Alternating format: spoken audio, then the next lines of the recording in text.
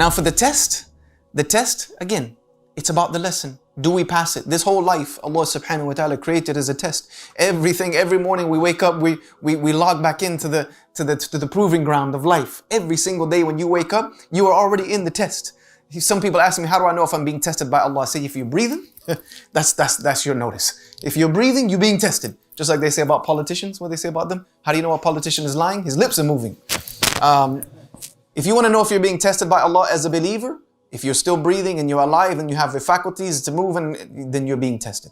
Every single moment of our life is a test. But Allah Jalla wa Ala gives us major tests in our lives. And sometimes we are the source of our test. And we don't understand it, and we don't grasp it, and we don't know. We might ask Allah subhanahu wa ta'ala for something, and in response to that, Allah will test us. We might ask Allah for patience. And I've told a lot of people, be very careful about asking for patience. You know, we all want to have patience. We all want to have sabr. And I said, as you get older, the older you get, you'll learn how you get patience. You get patience through difficulty. You get patience through hardship. You get patience through being tested again and again. You get a patience by being broken. You get patience by being hurt. You get patience by failing.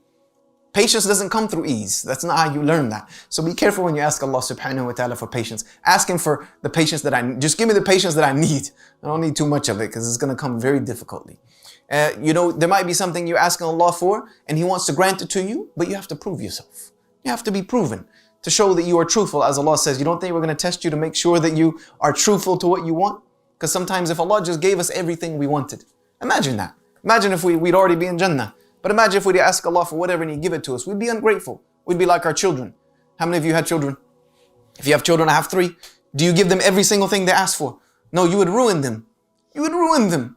And half of the time they're very angry when you don't give them what they want, right? They get upset, they pout, they run up to the room, and at the end of the day, you know why they need. This is for your own good. This is the way Allah subhanahu wa ta'ala deals with us. He does not give us what we want. He gives us what we need. He gives us what we need. And a lot of times He gives us what we deserve. So if we ask for something, Allah subhanahu wa ta'ala will either answer it for us because He knows we've deserving of it. He'll withhold it from us because He knows if He gives it to us, it's going to be a means of fitn for us. It's going to be a test for us. Or He reserves it for us and says, I'll hold this for you and give you something greater on the day in which you meet me. So either way, it's a blessing and a benefit. Know that every single dua that you make is answered by Allah subhanahu wa ta'ala. This is something we have as a certainty as Muslims, is that no dua goes unheard. Allah subhanahu wa ta'ala says in Surah Al-Baqarah, tell those who call upon me, I listen to them and I respond, so call upon me. It might not be the response that you were looking for. Please like, share and subscribe to the Digital Member YouTube channel and hit the notification bell. Please also like, share and subscribe to our Facebook and Twitter. Links in the description of this video.